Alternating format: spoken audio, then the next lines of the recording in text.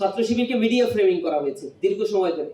ছাত্র শিবির 90-এর দশকে যত ছাত্র সংসদ নির্বাচন হয়েছিল কলেজ আর বিশ্ববিদ্যালয়গুলোতে আপনারা খোঁজ নিয়ে দেখবেন, সেখানে ছাত্র শিবির বিজয় অর্জন করেছিল।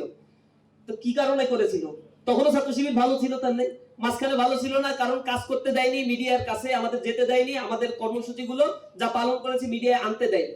আমাদেরকে যখন কোনো তালিম থেকে ধরে নিয়ে যাওয়া হতো জঙ্গি মামলা দিয়ে দেওয়া হতো, মিছিল থেকে অধিকার আদায়ের মিছিল থেকে আমাদেরকে গ্রেফতার করা হতো, আমাদেরকে বলতো আমরা রাষ্ট্রবিরোধী কার্যক্রমে লিপ্ত। এভাবে করে জাতির সামনে মিডিয়া ফ্রেমিং করে আমাদেরকে উপস্থাপন করা হয়েছে।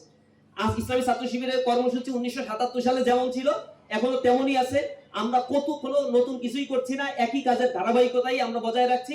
শিক্ষার্থীরা আমাদের কাজগুলো অ্যাপ্রিসিয়েট করছে, আমাদের সাথে শিক্ষার্থীরা ছিল, আমাদের সাথে শিক্ষার্থীরা আস্থা রাখছে। ইনশাআল্লাহ তারা আমাদের পক্ষে থাকবে।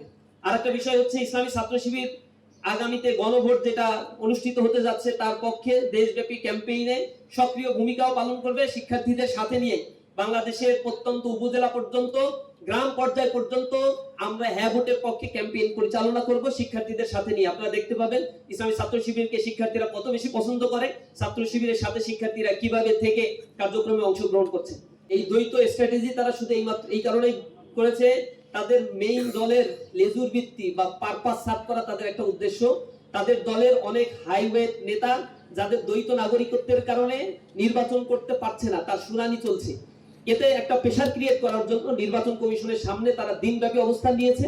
আজকেও কিছু শুনানি আছে, এই কারণে আজকেও তারা এখানে অবস্থান নেবে। আর মিডিয়ার দৃষ্টি ফেরানোর জন্য তারা সাকসুই নির্বাচনকে ইস্যু করেছে, এটা জাতীয় ইস্যু বানানোর চেষ্টা করছে। কোর্টে তাদের পরিকল্পিত রিট তারা দায়ের করেছে যাতে নির্বাচন বানচাল করে এবং রাস্তায় ছাত্ররা নামে, পুরো মিডিয়া হাইপটা যেন সেদিকে থাকে। আর ওদিকে তাদের যে দ্বৈত নাগরিকত্ব এবং ঋণ খেলাপির কারণে যাদের প্রার্থিতা বাতিল হয়েছে সেগুলো যেন অনায়াসে তারা প্রেশার ক্রিয়েট করে ফিরিয়ে নিয়ে আসতে পারে। এই চক্রান্তেই তারা ডাবল স্ট্যান্ডার্ড গেম খেলছে।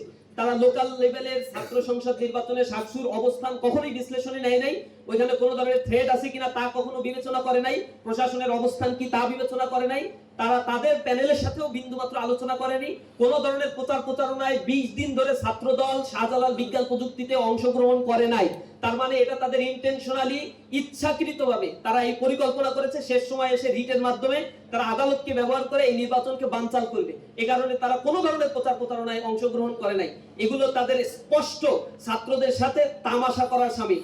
সারা বাংলাদেশ ব্যাপী আজকে ছাত্ররা তাদেরকে বিনা কারণে বয়কট করে নাই, তাদের এই কর্মকাণ্ডের কারণেই তারা সারা বাংলাদেশের সকল শিক্ষা প্রতিষ্ঠান থেকে তারা বয়কট হয়েছে।